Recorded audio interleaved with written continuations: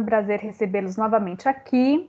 Meu nome é Maria Letícia e esse é o nosso encontro online que faz parte do projeto Lab Moda Mais, que é uma formação em moda sustentável e empregabilidade voltada para jovens. Esse é um projeto realizado pela Eucotesse, que é uma ONG que atua há mais de 16 anos na moda sustentável, desenvolvendo projetos que contribuam para a construção de uma cadeia de moda mais ética, limpa e mais inclusiva. Moda Mais tem o apoio do PVH Foundation e, além das atividades presenciais com os jovens talentos, a gente tem esse ciclo de encontros online com convidados inspiradores das mais diversas áreas da cadeia de moda. A gente vai dar, então, continuidade às aulas do processo produtivo e a gente está recebendo hoje nossa convidada, Dani Gabriel. Ela que é bacharel em comunicação social pela PUC, pós-graduada em gestão no design da moda pelo Senai e gerência de produto pela FGV. Atualmente está à frente da Dume, uma agência de consultoria, mentoria e educação empreendedora para micro, pequenos e médios empreendedores criativos na modelagem de seus negócios, gestão e criação e desenvolvimento de produtos. Com uma experiência de 20 anos na indústria, especializou-se na gestão e desenvolvimento de produtos de moda e compartilha seu conhecimento e experiência também como docente do curso de moda da Faculdade de Santa Marcelina, lecionando negócios e empreendedorismo e estratégia de marketing de moda. Dani, sei que você tem, então, uma apresentação, então, por favor, pode começar. Boa noite, todo mundo.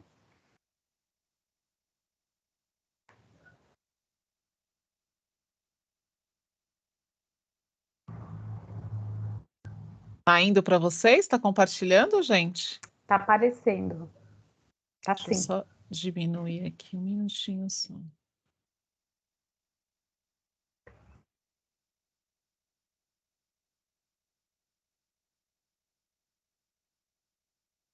Espera só um pouco, acho que eu fiz alguma coisa errada aqui. Tá indo? Vocês estão vendo? Eu não estou vendo vocês, mas depois eu me organizo aqui com essa. Tá aparecendo todo mundo no banquinho aqui para mim, não sei o que eu fiz. A gente está vendo a capa da apresentação agora. Ah, então tá bom. É que eu acho que você está no modo palestra. Ah, modo galeria, agora foi. Foi muito bom, gente.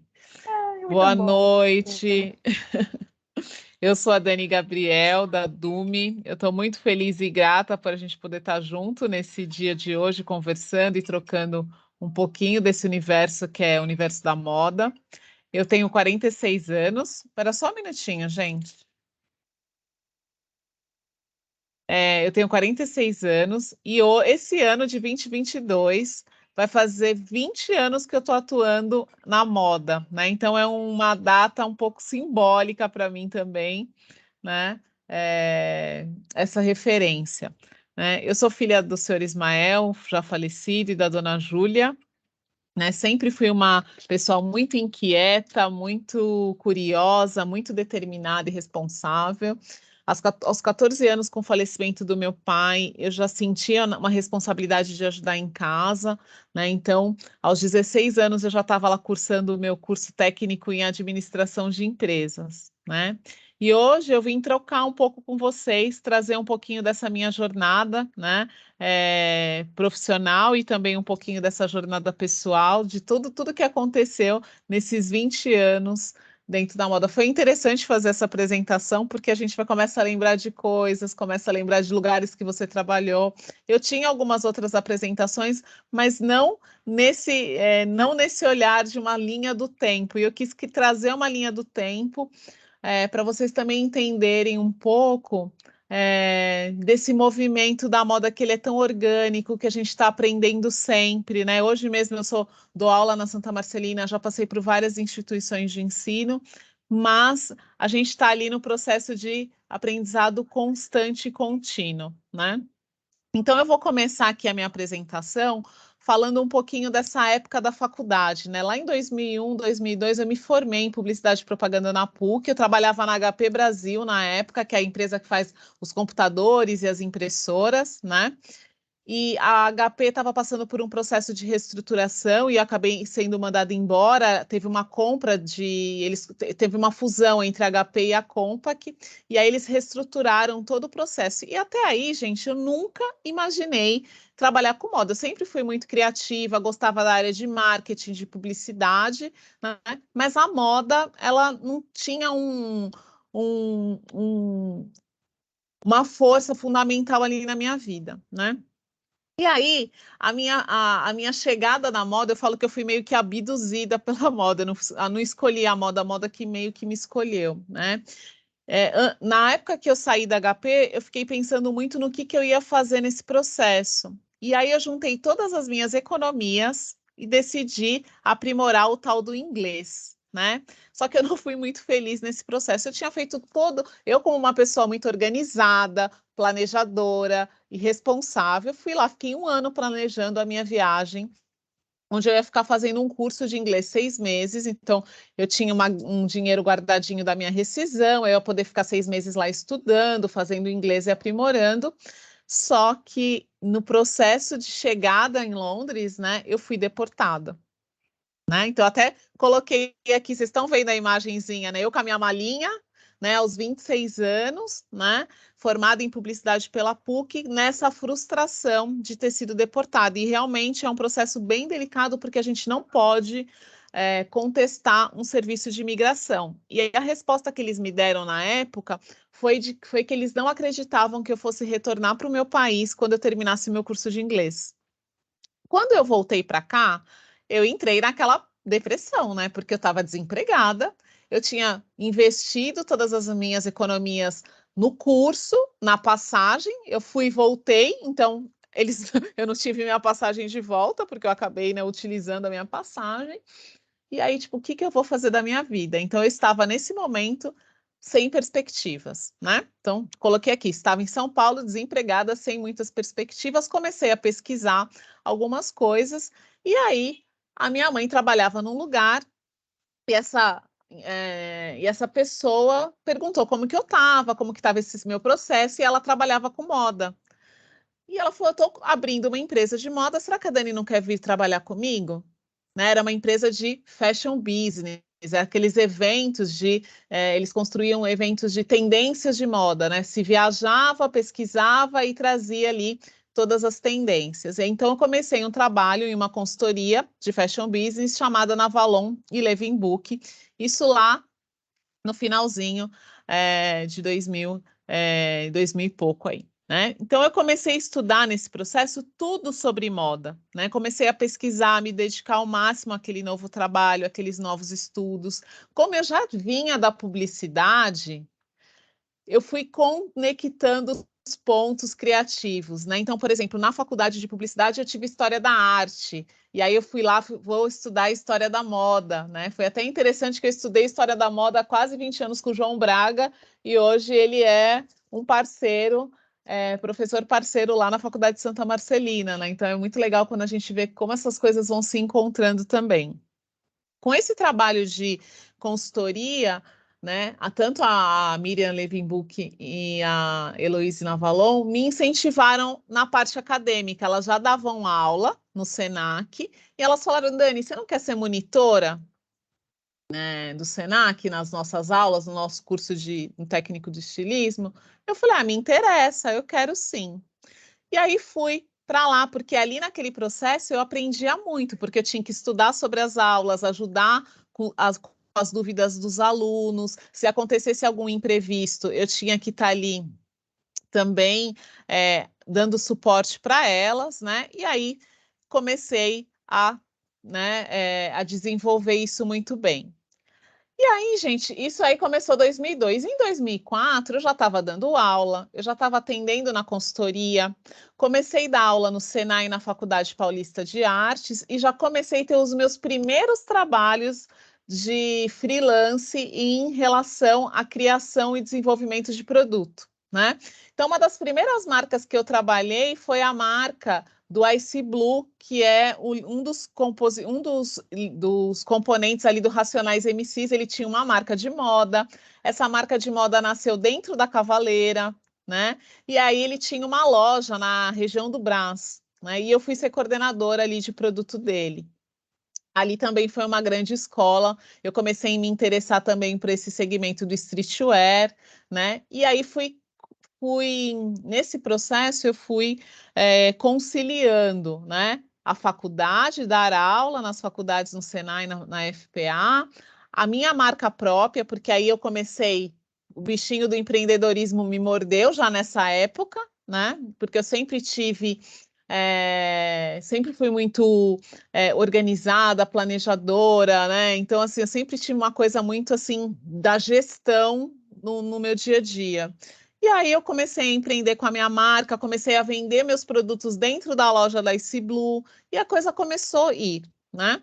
Só que nesse ano de 2014, aliás, 2004, 2005, a gente estava a gente tinha uma febre muito grande no Bom Retiro com a vinda dos coreanos. O Bom Retiro estava começando a mudar um pouco das suas características, né? E aí eu, nesse processo, fui trabalhando bastante, comecei a trabalhar em algumas empresas também que eram private label. O que é a private label? São aquelas empresas que faccionam para os grandes magazines. Então, eu trabalhava numa empresa que fazia todo o processo de criação, desenvolvimento de produto e facção para marcas como CIA, a gente fazia OneUp, fazia Zump na época, né? Então tinha várias marcas interessantes ali que a gente trabalhava, né? E foi uma grande escola porque você trabalhar com desenvolvimento de produto te ensina a conhecer muito de matéria-prima, né? Você tem que estar conectado, entendendo muito a questão das tendências. Então tudo isso me ajudou também nesse processo de repertório do universo da moda. Então, vocês estão vendo aqui que tem várias fotos, né? Desde da minha marca própria, aqui o desfile, eu lá no Melhor da Tarde falando um pouquinho sobre a minha marca, depois eu aqui com o seu Jorge, que é um grande amigo lá do Ice Blue do Racionais, dentro da confecção, vocês olharem aqui a fotinho no fundo, o painel de coleção, né? E depois aqui, eu também as meninas aqui vestindo as roupas da minha marca, né? Que era uma marca que falava um pouquinho sobre essa questão da cultura negra, né? Só que não era como a gente vê hoje, né? Hoje a gente vê uma questão muito mais forte, muito mais. A gente tinha um medo de falar disso há 20 anos atrás, né? A gente não tinha a representatividade que a gente vê hoje. Então, era a ideia que as mulheres pudessem se ver daquela forma e se reconhecer a partir daquelas estampas, né? E daquela narrativa de marca. Só que aí, com essa questão do Bom Retiro tá mudando um pouquinho os seus aspectos, eu acabei tendo um convite para atuar em uma confecção lá em Americana, no interior de São Paulo, tá? E aí, essa confecção chamava Spice Vita, e lá foi a minha grande escola, tá? Porque era uma confecção que trabalhava com atacado e varejo, e ela tinha duas linhas de produto, tá? Uma era uma moda tradicional, que olhava ali os tamanhos mais tradicionais, e uma moda que estava começando a olhar para essa questão do plus size. A gente não tinha muito ainda, há 20 anos atrás, essa coisa do plus size. Mas o que eu entendi nesse processo, fazendo um estudo de marca, né, de branding para essa marca? Que a menina que era gordinha e era jovem, ela queria uma roupa que fosse também moderna e jovem, como era a roupa que era tamanho 36, 38. Então, tudo que a gente fazia para a Spice, que era o tamanho do 36 ao 40, 42, a gente começou a fazer para o Vita, que era essa modelagem maior. E foi muito bacana, né? Foi um projeto muito legal, porque eu fiquei em Americana de 2006 a 2012, mais ou menos. E a gente fez trabalhos importantes. Desfilamos no Fashion Week Plus Size. A gente saía sempre nas revistas Moda Moldes, né? Essa aqui foi uma reportagem que saiu na revista Confeccionista. Nem sei se essa revista existe ainda, né? Mas foi uma grande escola porque a gente aprendeu a trabalhar dentro da cadeia produtiva da moda, desde a compra do fio, porque como eles trabalhavam com atacado e faziam um volume muito grande, a gente comprava o fio, mandava desenvolver o tecido, né? mandava tingir nas grandes tinturarias, como Corrêa da Silva, né? Depois a gente fazia todo o processo de pesquisa e criação e de desenvolvimento de produto. Depois fazia também o processo de estamparia corrida, né? Às vezes também a gente fazia as estampas localizadas e a produção de moda. Então, era uma empresa pequena, era uma empresa familiar e que eu tinha que dar conta de todos esses pratinhos. Né? Eu fui para lá sozinha, para Americana, minha família estava aqui em São Paulo, então a minha vida virou o trabalho. Então, aprendi muito, né? Mas aí foi chegando um tempo, né? Depois aí, quando estava estudando, acho que uns 5 anos que eu já estava ali, eu comecei a pensar em outras possibilidades. Eu vinha para São Paulo visitar minha família, falei, ai, não, tem alguma coisa que eu preciso começar a fazer. Em 2010, eu comecei a fazer a minha pós-graduação em gestão do design no Senai. Até coloquei aqui as minhas amigas da pós, foi até bom relembrar um pouquinho delas, né? E aí, isso foi me dando um comichãozinho de falar assim, nossa, acho que eu estou perdendo alguma coisa aqui nessa cidade mais pacata, né? São Paulo tem sempre essa característica muito efervescente, está tudo acontecendo, a cidade é 24 horas, né? E aí eu falei, não, eu acho que eu vou voltar para São Paulo. Então, em 2010, comecei a fazer a pós e comecei a namorar São Paulo de novo, nesse processo, né? E aí, em 2012, eu volto para São Paulo, e aí, desempregada, tenho que começar todo aquele processo de novo, né? E aí foi os primeiros sustos, porque até você retomar seus contatos, entender como o mercado está acontecendo, a primeira coisa que eu fiz foi ir para o Brás e para o Bom Retiro, né? E aí comecei a trabalhar no Brás. Até coloquei aqui que eu fui trabalhar numa marca que naquela época a gente chamava, que era o segmento das piriguetes, lembra? Chamava mesmo esse termo, né? E aí fui fazer aquelas roupas que eram justas, com muito elástico e tudo mais. Falei, foi legal relembrar um pouco dessa época aqui, né? Aí eu fiquei trabalhando nessa marca até poder me estabelecer e entender um pouco mais do mercado. Eu já queria também voltar a dar aula e fiquei entendendo um pouco desse cenário. E em 2013, eu fui convidada para trabalhar numa outra empresa que era uma outra private label que fazia para Renner, Barrett, Torra Torra, Desarme, Lely Blanc, Ering, enfim, tá? E eu fico nessa empresa até em 2015. Só que aí, nesse 2015, né, essa empresa acabou fechando e tudo mais, eu já estava começando a ficar cansada da moda, né? Eu falo que foi o meu primeiro surto, aí foi em 2015, 2014, 2015, né? Porque acho que eu passei uma página a mais, deixa eu só voltar aqui. Foi isso mesmo. 2000, opa, agora que eu fui a mais. 2014, 2015, eu comecei a tentar pensar em novas possibilidades dentro da moda e o que eu poderia fazer. A primeira coisa foi um afastamento, não quero mais saber da moda, porque fazer a moda daquele jeito que eu estava fazendo, né, e como eu estava vendo a moda acontecer, já não estava me preenchendo mais, já estava me dando uma certa insatisfação. E aí eu falo que eu fui fazer meu curso de aromaterapia para poder ver se era uma outra coisa, se eu tinha que realmente sair da moda. Só que aí foram aparecendo novos caminhos, né? Eu comecei a ser chamada tanto na prefeitura de Osasco para trabalhar com empreendedores da economia solidária, com empreendedores criativos. E aí eu falei, nossa, isso pode ser uma sacada bacana. Eu pensava que aquele conhecimento que eu tinha adquirido não ia servir mais para nada.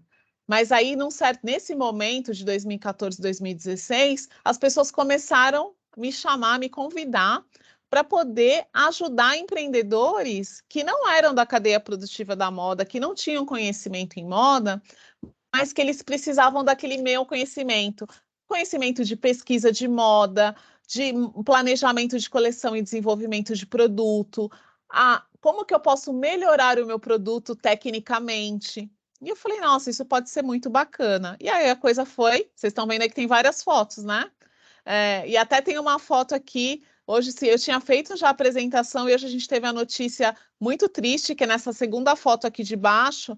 Não sei se vocês estão vendo que está a Belle Palma, foi um curso que a gente fez de moda inclusiva, e ela faleceu ontem, né, no dia 29, então muito triste, eu já tinha colocado ela aqui, né?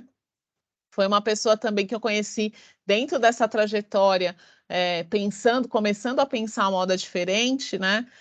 Que me ajudou também bastante nesse processo. Então, aqui tem um pouquinho desse 2014 e 2016, que foi muito intenso em relação a estar em lugares, estar com pessoas tentando pensar uma nova moda, né? E aí, gente, 2015 foi a minha chave da mudança, né? Em 2015, eu assisti aquele documentário The True Cost, talvez alguns de vocês devem ter visto, depois vocês vão comentar aqui comigo um pouquinho. E aí, além de ser um ano de experimentações, foi um ano que eu comecei a entender o termo sustentabilidade, porque na pós-graduação, o meu trabalho de pós-graduação ele foi focado na sustentabilidade, tá? E aquilo começou a me incomodar muito. Eu falei, eu não quero mais pactuar com essa indústria, tá? E aí foi tudo muito fazendo sentido, né? Eu falei, não, eu acho que vai ser muito legal começar a trabalhar com negócios criativos, atender pequenos negócios que estão pensando em fazer essa moda de uma forma diferente e como que a gente pode fazer com que esses negócios sejam efetivamente sustentáveis. Porque não é só ser sustentável na parte ambiental. Economicamente, esses negócios também eles têm que ser sustentáveis. Como que eu consigo pensar um modelo de negócio que realmente tenha uma sustentabilidade financeira, que consiga ter uma vida, né, e consiga ter uma saúde, né, nesse negócio? Né? Eu não quero estar comprando o almoço para pagar a janta, como a gente viu os negócios fazendo, né? Ah, hoje está fazendo, não está, contrata hoje, não está contratando amanhã. Então, foi um processo assim de entender que poderia ter um caminho, né, em 2015 e 2016. No comecinho de 2017, eu tive um convite que foi muito importante também nesse processo, né, que foi quando eu fundo a Dume em 2017, no início, em janeiro, e também inicio meu trabalho na Laboratório Fantasma, como gerente de produto e confecção, né? A Laboratório Fantasma é a marca do Emicida, e aí eu vou para lá olhar para todas essas questões de produto e de produção, né? E aí eu já também trabalhava não todos os dias, eu ia fazendo outras coisas. Era um trabalho que eu conseguia conciliar toda os atendimentos com os empreendedores, as palestras e tudo mais. Eu falei, acho que eu estou chegando num lugar. Só que aquela Daniela que eu contei para vocês, curiosa, né? E ela continuava ali, porque ela estava tentando. Eu não tinha claro, tipo assim, o meu caminho é esse. Eu falei, eu preciso experimentar para entender o que realmente eu quero fazer dentro dessa indústria. Só que nisso eu já tinha feito muita coisa já, né? E aí eu coloquei aqui para vocês, né? O trabalho da Lab foi extremamente importante porque me colocou em muitos espaços que eu nunca imaginava estar, né? Então a gente fez coleções com Maurício de Souza, né? Vocês estão me vendo aqui com a Milena, coleção do Jeremias, coleção do iFood. A gente fez a coleção da C&A, eu até desfilei, os meninos me puseram para desfilar na coleção da C&A. Então foi muito legal. Ter essa oportunidade, né, de fazer o produto, mas fazer um produto de uma outra forma, um produto que estava muito mais conectado com a história, com a narrativa, com o propósito da marca, do que com essa questão de produção, efetivamente, porque a marca produzia poucos produtos, a tiragem de produtos ela era muito pequena. Também eu começo a fazer um trabalho maravilhoso com a Aliança Empreendedora, que é o Tecendo Sonhos, né? Então eu começo a ser também facilitadora e assessora do Tecendo Sonhos, que é um programa que ajuda migrantes bolivianos dentro da cadeia produtiva da moda, né? Então é um programa muito bacana. Então, 2018 eu também estava ali algumas horas da minha semana ajudando na formação desses empreendedores, né? Comecei também a dar aula na IMB Morumbi, né? E aí, em 2019, né, o que acontece aí no finalzinho de 2019? Eu saio da Lab e começo a olhar para a Dume de uma outra forma. A Dume, no comecinho, no nascimento dela, ainda estava... Eu estava aquela pessoa empreendendo, mas ainda tinha uma cara de CLT, sabe?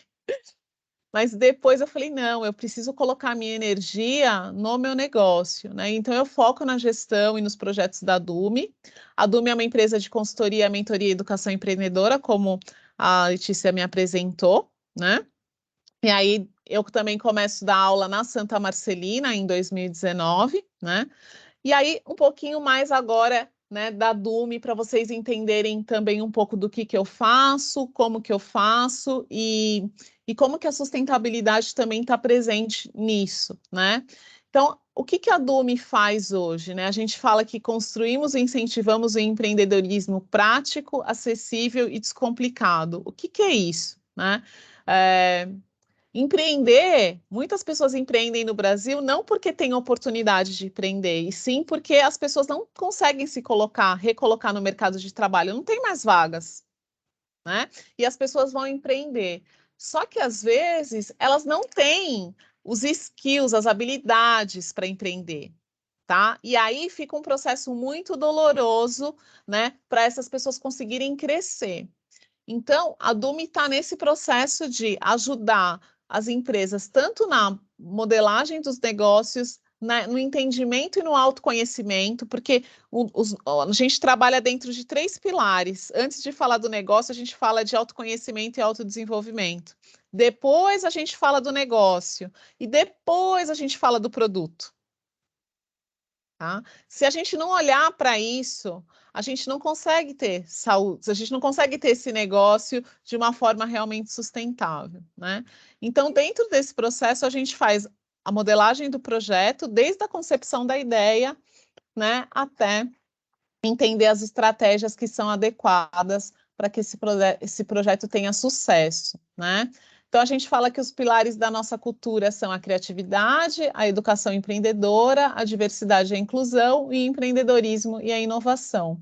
E a gente tenta trabalhar hoje dentro dos pilares dos objetivos sustentáveis, né? Então, todo mundo que se conecta com a Dume, a gente está sempre olhando para essas questões da educação de qualidade, porque o nosso pilar é o empreendedorismo e é a educação. Então, como que a gente consegue trazer isso de uma forma ímpar para esses empreendedores, que às vezes são empreendedores periféricos, pequenininhos, não empreendedores que trabalham sozinhos, e empresas que já têm alguma certa estrutura, médias, empresas que também são atendidas por nós, né?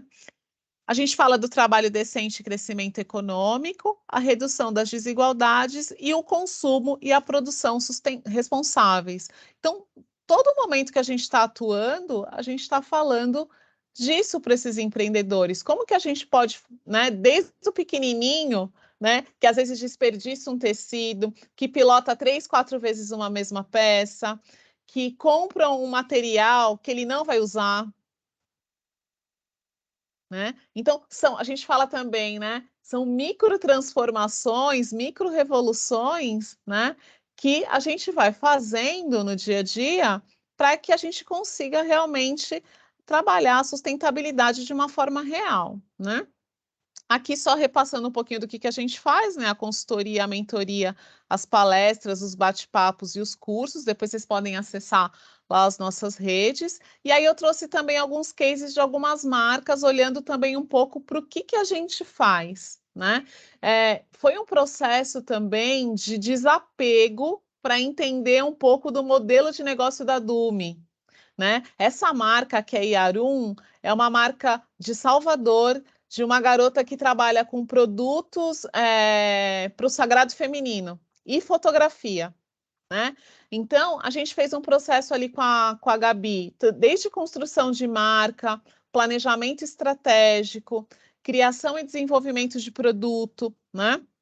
A gente fez um trabalho com ela desde o naming, construção do nome. Hoje ela tá lançando uma segunda coleção agora, essa semana passada, e a gente vê que está tudo muito conectado, né? Porque foi um trabalho muito intenso de entendimento do conceito da marca, dos valores dela. E o mais importante, ela era uma pessoa extremamente orgânica, e aí como que a gente consegue colocar horários, prazos, metas para uma pessoa que não consegue, ela não conseguia, né? Então a gente conseguiu fazer um trabalho com a Gabi, até olhando para essa questão do ciclo o ciclo feminino, né? De quando que ela tinha, quando ela estava mais potente, quando ela estava mais criativa, quando ela não estava produtiva, né? A gente fez um trabalho com 4 mulheres pensando junto o negócio dela e foi uma experiência super interessante, né? Depois aqui tem a Umbrella Cycling, que é um projeto maravilhoso lá do Vale do Ribeira. Eu conheci esse projeto dentro do Senac Empreenda, me chamaram para ser mentora. Ela trabalha com guarda-chuva, ela faz peças, né, de vestuário e acessórios com guarda-chuva, tá? Então, qual que era a dificuldade da Sol? Ela já tinha o produto, ela fazia o produto, mas ele não tinha uma cara de moda, tá? E aí a gente foi trazendo para ela um processo de entendimento da pesquisa, de como que esse produto poderia ser mais atrativo e mais comercial, tá? E aí a gente montou uma coleção para ela de vários produtos, né, de acessório. Depois eu posso até depois abrir para vocês aqui, se vocês quiserem, se der tempo, né, senão fica para uma outra oportunidade. Montamos vários produtos, tá? Uma linha escolar, linha de bolsa, tudo com o tecido do guarda-chuva. Né? A gente mostrou como que era uma ficha técnica, né? Essa aqui é uma parte da ficha, a primeira parte da ficha, eu não coloquei tudo, tá? Mas tava tudo para ela poder seguir. E aí é legal você ver a pessoa continuando quando você entrega e ela fazendo e te mandando, e olha o que eu fiz aqui, olha o que eu fiz. Então, isso que é o bacana, né? Aqui tem uma empresa também, né? Uma pequena empresa que é a Celoco, tá? É uma marca de streetwear. Hoje eles já estão um pouquinho como uma pequena para média empresa. Eles têm uma loja no shopping Mauá, se não me engano. Eles começaram bem pequenininhos. É uma marca da periferia. Começou lá em São Mateus, né? E aí a gente fez um trabalho também bem bacana com eles de trazer o que é um conceito de coleção, né? Fazer um processo de pesquisa, de criação, né? De desenvolvimento de coleção e o acompanhamento desse produto na private label, porque assim, eles não tinham uma estrutura de produção e o problema sempre era a produção. Então, eu falei, vamos tentar pegar empresas que são private label, mas que produzem para pequenos empreendedores, que fazem quantidades menores, para vocês começarem a sentir tirar um pouco desse processo das suas costas, para você poder pensar na gestão estratégica do negócio, né? Para você pensar em fazer o seu negócio de forma sustentável em todos os processos, né? Então, foi um trabalho também bem bacana que a gente fez, né? Então, a gente olhou para essa marca desde as características da marca, os direcionamentos criativos, né? E depois a gente criava ali a coleção para ela, que era um mix de produto pequeno, né? A gente definia a cartela de cores, matérias-primas, até chegar na ficha técnica de produto, tá? Não é a ficha completa, mas só para vocês também terem um pouco da ideia aqui da ficha técnica, tá? E aqui, gente, um pouco desses projetos que a gente fez no decorrer do tempo, assim, né? A gente trabalhou com a Rede Mulher Empreendedora, então acho que a Rede Mulher Empreendedora é uma grande referência, agora mesmo em setembro vai ter o fórum, as inscrições estão abertas, gratuito. Então, quem puder ir, são 3 dias de evento, é um lugar para a gente se conectar, fazer networking, vai ter palestras. Eu mesma vou estar palestrando lá sobre modelo de negócio, então quem quiser ir está super convidado, né? Então é só vocês entrarem lá no link, fazer inscrição, né?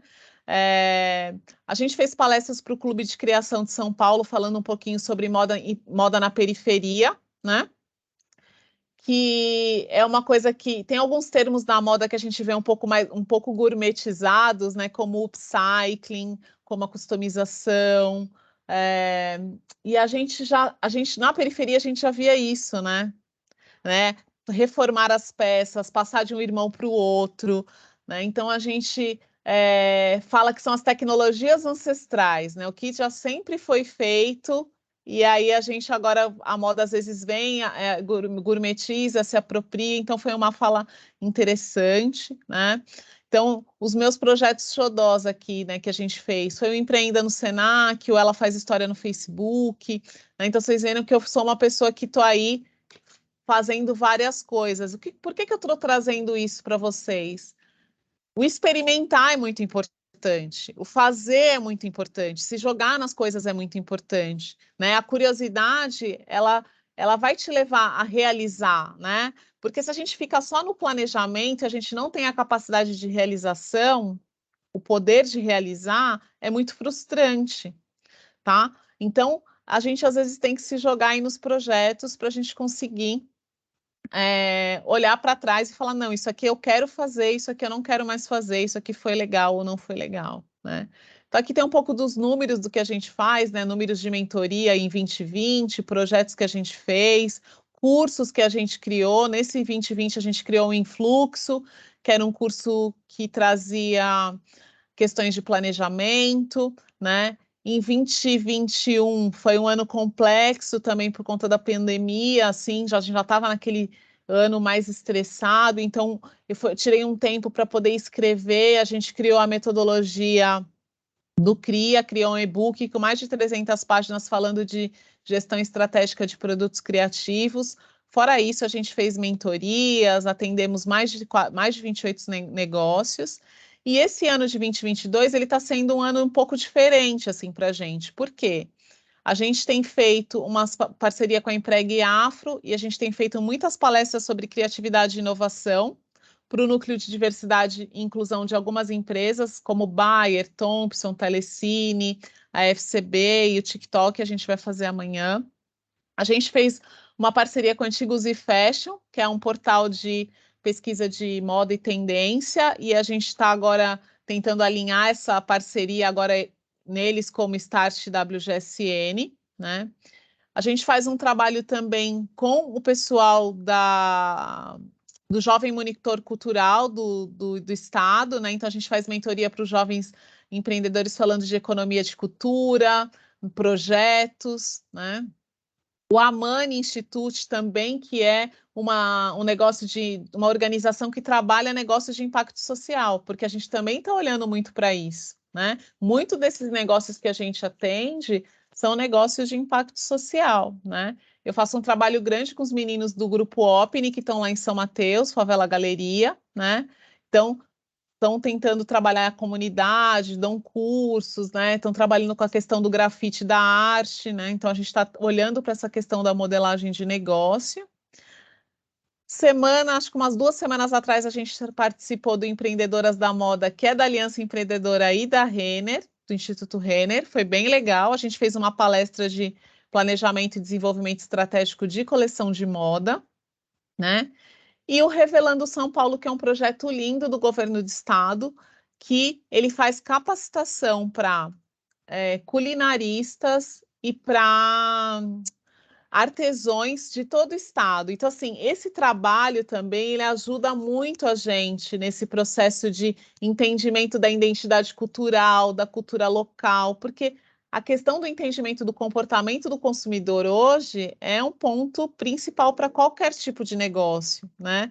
E quando a gente sai, ó, a Tatiane falando que foi no Revelando, quando a gente sai um pouco dessa esfera, né? Essa moda que é mais elitizada, que está mais distante, a gente vê artesãos no interior de São Paulo fazendo coisas com fibras, né, com recursos naturais ali, eles vão colher, vão tratar, vão tingir, e aí colhem para... Não, é incrível você ver os produtos que essa galera faz, e assim, pouquíssimo conhecimento dessas técnicas que a gente tem dentro da moda, assim, sabe? Então, é muito legal a gente combinar esses saberes, tá? Para poder ver coisas se recriando, cocriando nesse processo, né?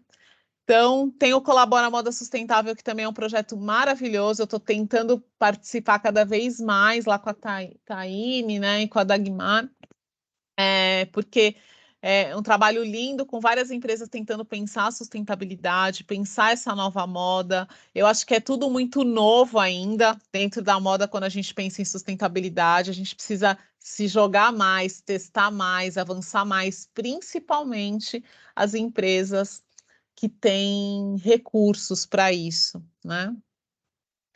E aí, gente, tem um pouquinho dessa questão do soft e hard skills na moda, né? A gente conversou um pouquinho, né? Eu e a Letícia, a gente falou de trazer um pouquinho isso para vocês, né? E eu coloquei algumas coisas que eu vejo que são importantes, né? Eu acho que a questão do autoconhecimento e do autodesenvolvimento, ele é importante. A gente entender as nossas potências e os nossos pontos a melhorar. Tem que ser uma... Eu falo que... Eu brinco que tem um termo que chama sincerômetro. A gente tem que ser muito sincera e falar o que eu sou potente, no que eu faço bem, sabe? E quais são os meus pontos a melhorar, né? E aí, tem questões dentro da moda, às vezes a gente fica muito preso no processo criativo, e geralmente a criação a gente super faz, mas o que a gestão, a organização, o cronograma, né? Eu sempre, nesse curso que eu dei de planejamento, eu falei, gente, é o produto certo, na hora certa, no lugar certo, no tempo certo. Então, assim, se esses fatores não tiverem alinhados, você pode ter o produto maravilhoso, mas ele não vai vender, né? Então, o planejamento, a organização e a gestão, ela é importante. Então, olhem para isso, né? Outra coisa importante é essa visão holística do negócio, a visão integrada, tem que olhar o todo, eu não posso ficar olhando só o que eu gosto de fazer. Quero ficar só aqui desenhando. Não vai rolar, tá? Não vai rolar, porque você vai ter que entender de matéria-prima, você vai ter que acompanhar a parte de desenvolvimento de produto, que é seríssima, tem vários testes que precisam ser feitos. Antes de você vender e comercializar um produto, você precisa testar esse produto, lavar esse produto, testar, fazer todas as questões pertinentes, né? O trabalho em equipe, tá? Mesmo que essa equipe não seja interna, que você tenha colaboradores, né? Eu lembro muito bem que na época que eu trabalhava na Lab, a gente não tinha uma equipe de moda dentro da Lab, era eu e mais um assistente, mas a gente tinha todos os fornecedores externos. E você conseguir fazer com que essas pessoas trabalhem com você, né? Você tem que motivar e engajar isso. Então, entender um pouquinho como a gente consegue trabalhar em equipe. Eu acho que a atitude e a proatividade, ela é fundamental, né? A responsabilidade, né? E também, gente, a comunicação, a integração, a conexão de ideias. Eu acho que hoje a gente está falando num tempo de escuta ativa, né? Porque às vezes o colega fala uma coisa que você tinha pensado num ponto e você foi lá e conseguiu conectar e converter numa outra situação. E aquilo que vai ser inovador, aquilo que vai ser disruptivo para aquele projeto, né? Outra coisa que em moda a gente não gosta de falar, métricas e indicadores. Se eu não sei para onde que eu quero ir, qualquer caminho serve, né? Tem essa frase, né? Então, entendam nesse planejamento e nessa organização o que vocês querem, qual que é a métrica, onde vocês querem chegar, o que vocês querem realizar, tanto da vida pessoal quanto dentro do que vocês estiverem fazendo e criando, né? Eu acho que habilidades de negociação, eu estou falando muito mais de soft skills, né, gente? Soft skills são habilidades comportamentais, que eu acho que assim, 90% hoje, 80% a gente vai falar que são habilidades comportamentais que vão fazer a mudança no jogo. Porque as habilidades técnicas são as hard skills, a gente aprende. Então, hoje eu não sei mexer no Excel, você vai fazer um curso, você vai aprender. Ah, você vai ter mais dificuldade, vai ter que se dedicar mais? Ok, mas você vai aprender. Preciso mexer no Corel, no Photoshop, em algum software específico da cadeia produtiva da moda, um Investrônica, um Lynx, um Coleção Moda, você vai aprender, tá? Então, o que a gente precisa é entender no dia a dia como que a gente consegue lidar com as pessoas, com os conflitos, como que a gente consegue fazer negociações, qual é a nossa capacidade técnica aliada também à questão analítica, como que a gente consegue resolver problemas, porque quem trabalha com moda dentro do planejamento de produto, de coleção e desenvolvimento, é um grande resolvedor de problemas, né?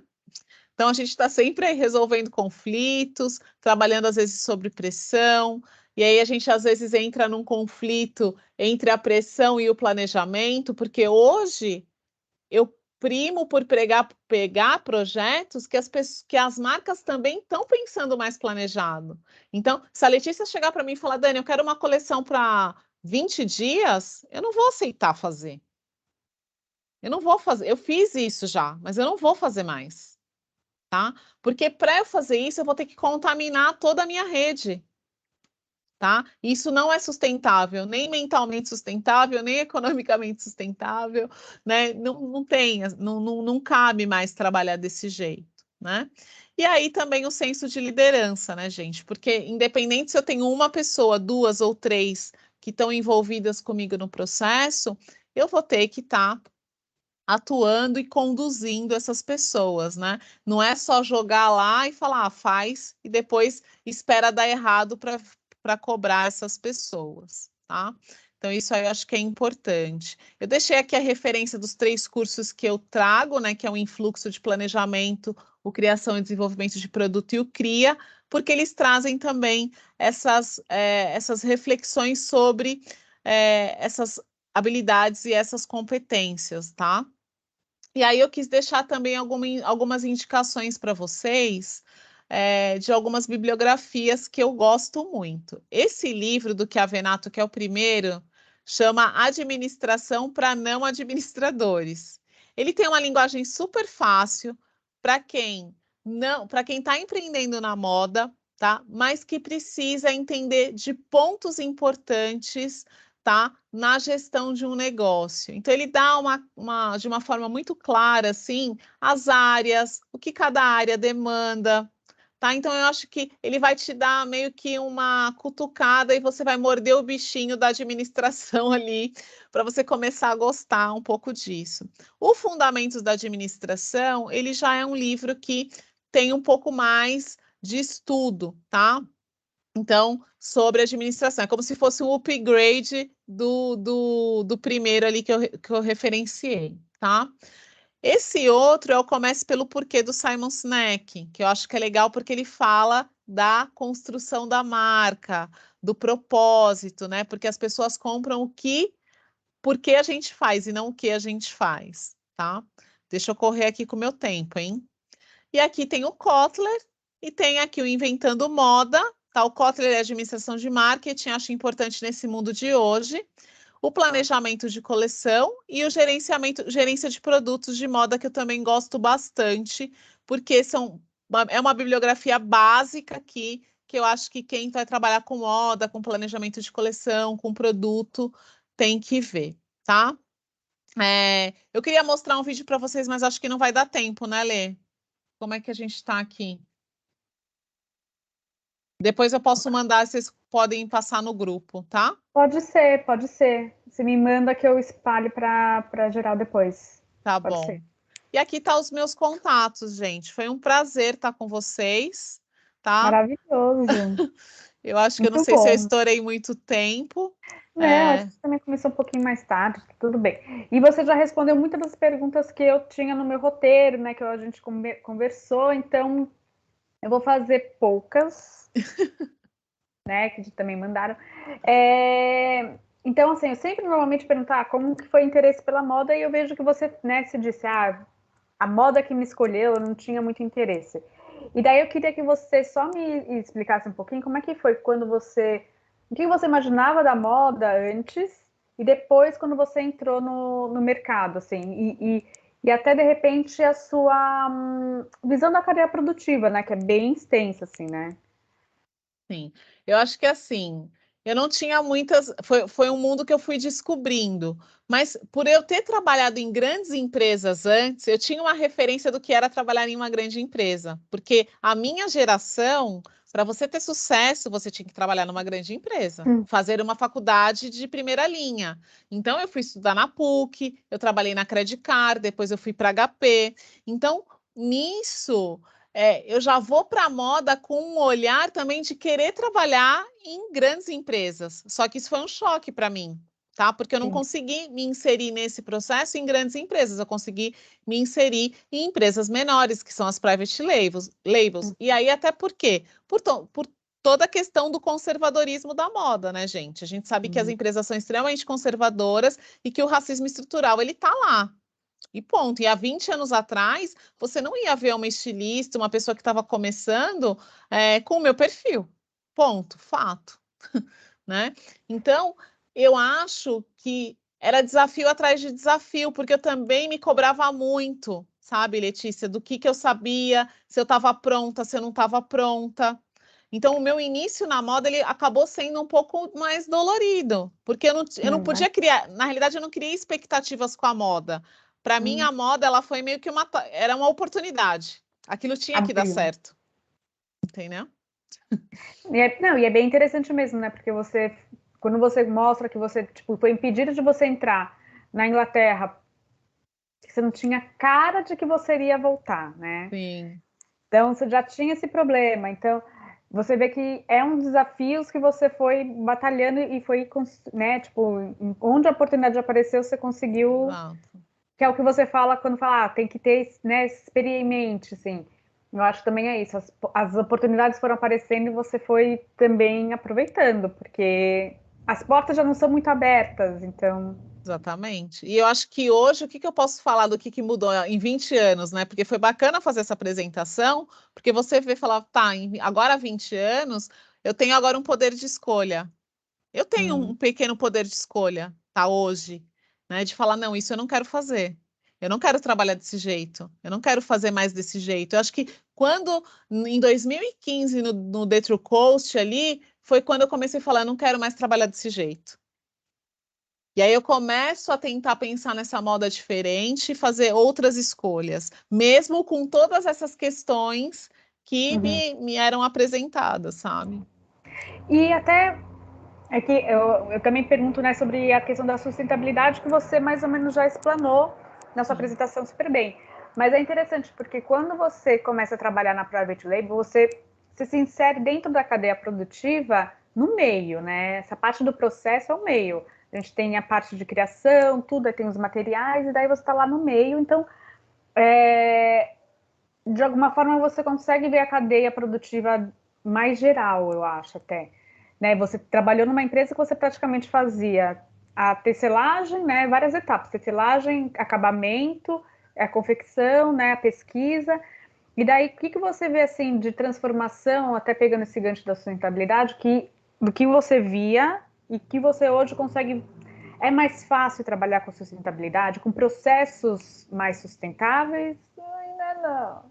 Acho que a questão não é nem de ser fácil, eu acho que porque eu acho que a indústria têxtil, a mentalidade dela é antiga. As pessoas não querem mudar. Então, o que eu vejo hoje? Antes a gente não podia nem falar de sustentabilidade. Hoje a gente vê as tecelagens pensando em tecido, mudando o processo. Então, isso eu acho que é um avanço, porque só se pensava na questão custo, e o custo da sustentabilidade no momento pontual, ela vai ser onerosa. É fato. Só que eu tenho que ver isso a longo prazo, eu não posso ver a curto prazo, né? Sim. Então, o que eu vejo hoje é que as empresas elas têm um diálogo, já começaram a se movimentar. Elas não sabem exatamente o que fazer, tá? Como fazer, mas elas começaram o movimento, e isso eu já acho interessante. Quando você vai atender uma tecelagem, você vai ver a coleção nova, você vê lá uma cápsula de produtos sustentáveis. Eles estão tentando, porque a gente não pode pensar de uma forma rasa o processo tecnológico para a implementação dentro de uma fábrica não é simples. Mudar maquinário, mudar processo, são várias coisas, né? Porque você tem que parar a máquina, né? Você vai ter que fazer vários lotes para você acertar o produto. Você tem uma perda, que eu acho que é bem interessante, você falou, você tem uma perda momentânea, porque você está na experimentação, mas ao longo tempo, né, né, pensando num prazo maior, você tem muito. Eu lembro que quando teve a questão da crise hídrica em São Paulo, as empresas, por causa de uma lei, precisavam ter o reuso de água, não tiveram problema nenhum, né? Muitas empresas já estavam com isso um pouco mais trabalhado, com menos problemas. E é isso é isso. O custo que elas tiveram para se ajustar foi muito alto, e depois elas conseguiram se adaptar, né? Adaptar, e viram que foi uma vantagem no momento que teve uma crise, né, que é uma crise climática. Os problemas, né, de fornecimento de água, energia, é uma consequência do que a gente vê. Eu vejo que as empresas estão fazendo hoje, né? A gente sente esse movimento das empresas testando, tentando. Então, eu vejo isso também de uma forma positiva, porque o mercado de moda, ele é um mercado instável. Muito. A cadeia produtiva, ela é instável. Então, eu acho que vale a pena também a gente olhar com um pouco dos pés no chão, porque as pessoas hoje está tudo muito novo, né? A gente vai falar, por exemplo, de moda digital. Como que é isso? Ainda é novo, gente. O que a gente vai falar de realidade virtual, de indústria 4.0? Isso ainda é novo.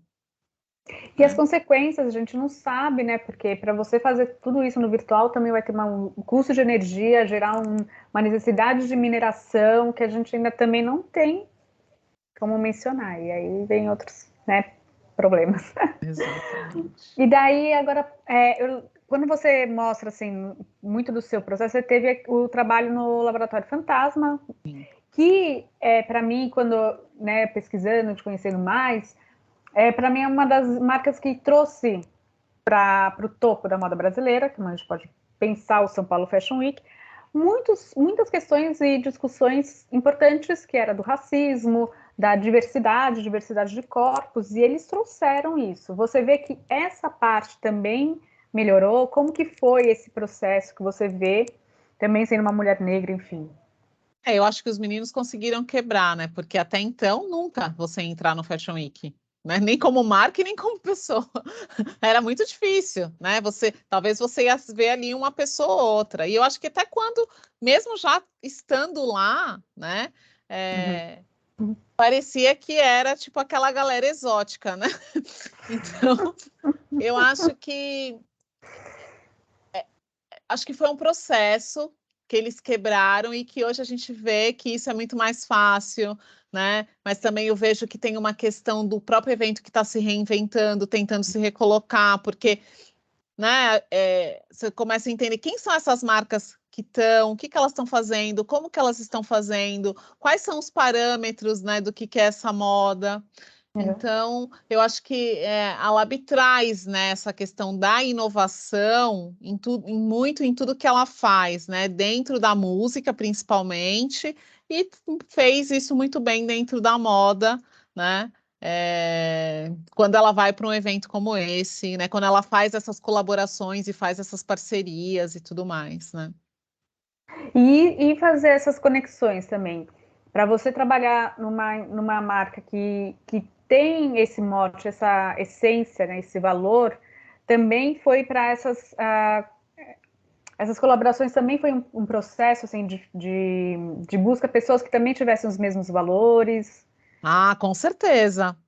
Né? Então, assim, você pode ver que se você for passar por se eu pego todas as colaborações que eu participei, todas tinham uma conexão. Então, por exemplo, a colaboração com o iFood foi um processo de endomarketing ali, né? Onde a gente queria falar com os motoqueiros, com os motoboys, tá? Então, era o público.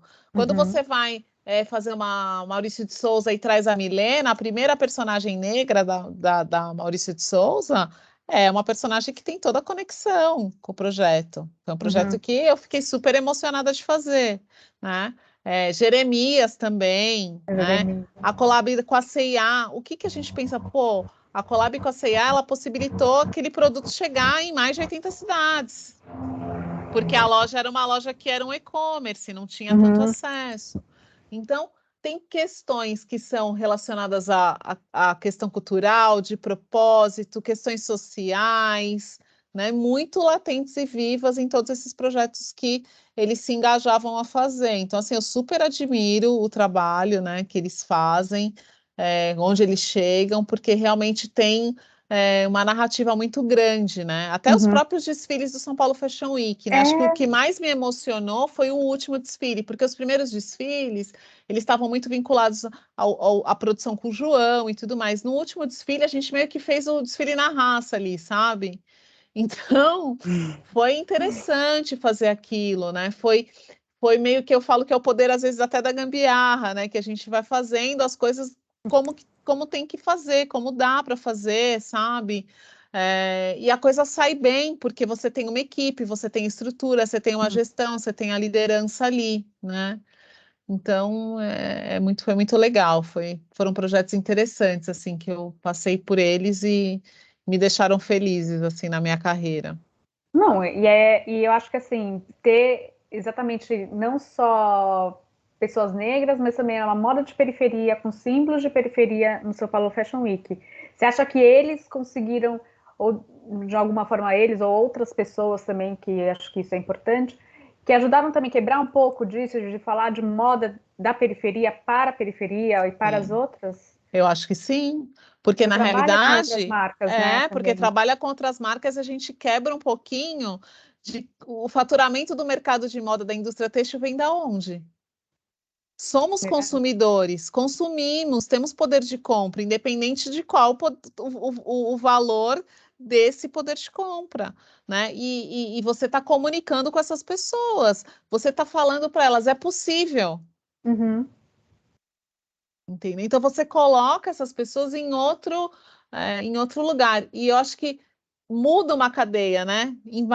Assim, não falando da cadeia produtiva, mas muda assim todas as pessoas que estão envolvidas ali, né? Eu lembro que quando a gente fazia os desfiles, eu falava, não, a gente tem que. Eu quero convite para as costureiras, para o cara da estamparia. Eu acho que essas pessoas precisam ver isso, sabe? Elas têm que. E aí a gente levava essas pessoas, né, para ver.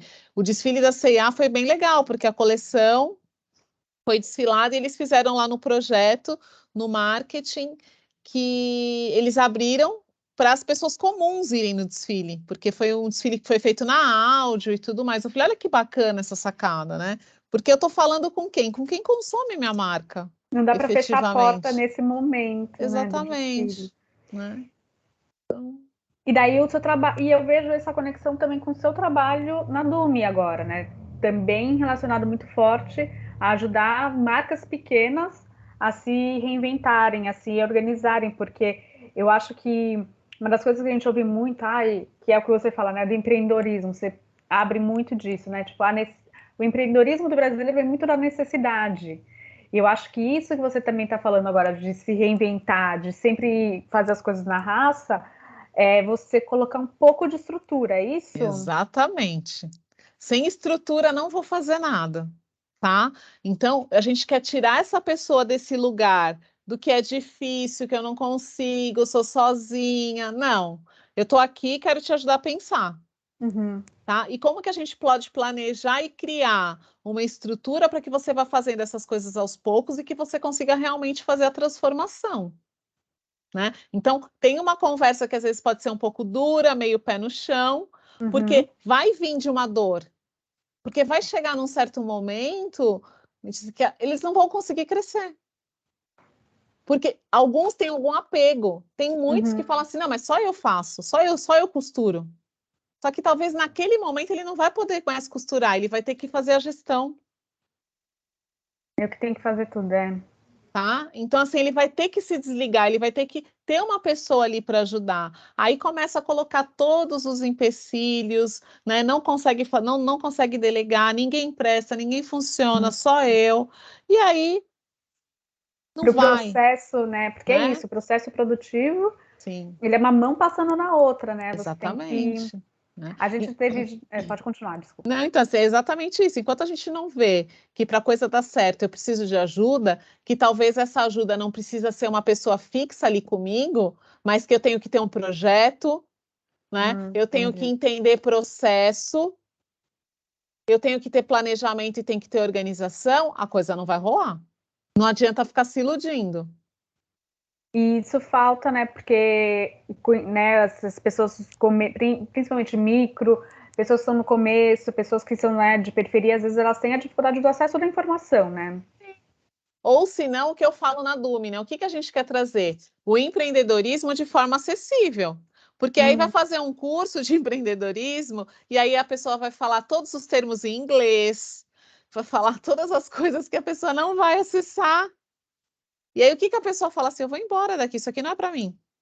É, não faz sentido, Não né? faz sentido. E eu falo mesmo assim, eu dou aula na faculdade, na Santa Marcelina, né? Uma das faculdades mais antigas aí de moda. Então, assim, dentro da mesma. A gente está falando de o empreendedor criativo, ele não quer fazer gestão. Independente dele vir da faculdade ou dele vir da. Não, entendeu? Ele quer ficar desenhando, ele quer criar, ele quer ficar nesse lugar, tá? Então, a problemática ela é a mesma. Entendi. É verdade. Não, quando você falou assim, a pessoa gosta de desenhar, a pessoa não gosta de delegar, e eu acho que assim, a gente está no processo do curso que tem muita aula do meio, assim. Então, passou da modelagem, agora a gente está fazendo a coisa funcionar, a coisa acontecer.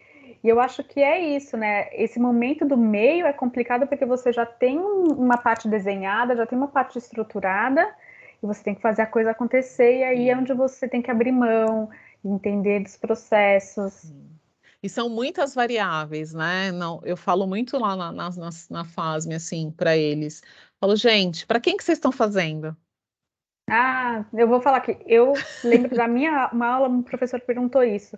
Ele falou, gente, todo mundo aqui está fazendo 90% para mesmo público-alvo, mesmo faixa etária, tudo era tudo igual. Ele falou assim: tem uma que gosta de fazer masculino, outra que vai fazer infantil, o resto é tudo a mesma coisa. E hoje não funciona mais, porque há 10, 15 anos atrás, a gente conseguia falar, estou fazendo moda feminina, e talvez de uma certa forma podia dar certo. É verdade. Hoje, você tem que falar, estou fazendo moda feminina, quais são as características desse produto, quais são os atributos e benefícios desse produto, qual o posicionamento da sua marca, qual a narrativa e história que você entrega, É verdade. entendeu? Então, não dá mais para gente enrolar, né? E assim, as pessoas É, não compram mais o produto, as pessoas compram, por isso que eu deixei o referência do Simon Sinek lá o do porquê, né? Comece Como Porquê, porque as pessoas compram o porquê você faz Uhum. e não o que você faz, né? O como você faz é o seu processo, isso aí tem que estar claro, né? Mas as pessoas compram o porquê, elas vão se conectar nesse porquê, né? E é legal a gente começar a ver marcas, principalmente marcas de slow fashion, que estão olhando para isso, que estão conseguindo construir essa narrativa de uma forma muito simples, elas estão falando o que elas querem entregar e como que elas querem entregar, e as pessoas Como, se né? conectam. Eu acho que isso é importante, né? O como também. Como que você fez isso? Acho que as pessoas também têm esse interesse porque não tá mais aceitando o que, né? Tipo, qualquer coisa, o que a marca fala. Exato. Interessante, sim. Ai, maravilhoso. Para mim, eu vou ver se tem mais alguém querendo fazer perguntas. Né? Tem que delegar, e eu acho que é isso. É uma parte do processo que a gente, né, tá na troca com a equipe, porque é o meio, né? A gente está no processo. Eu acho que não isso. A gente vai precisar mesmo encerrar, porque porque muitas perguntas já me responderam, então foi super rápido na apresentação. Já passou também as 3 dicas, né? Então tá tudo certo. Eu vou convidar vocês, nossos alunos, também a entrarem na Dumi, porque tem um site que é muito legal. Eles têm muito, mesmo, né, tipo, planilhas, ideias, porque para vocês já se acostumarem com linguajares, com processos de criação, com processos de gestão, é bem interessante. E eu vou agradecer você de novo, Daniel, por ter aceitado o nosso convite para fazer parte do encontro com os profissionais inspiradores.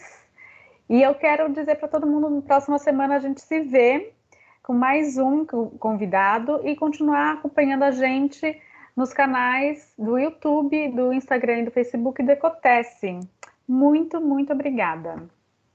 Obrigado, gente. Obrigado, Maria Letícia. Obrigado, Tatiane. Foi um prazer estar com vocês e boa sorte e sucesso para quem estava aqui acompanhando e está participando do curso. Tá bom? Nossos alunos. Sim. Tchau, tchau, gente. Muito obrigada. Tchau, Beijo, muito tchau, tchau. obrigada.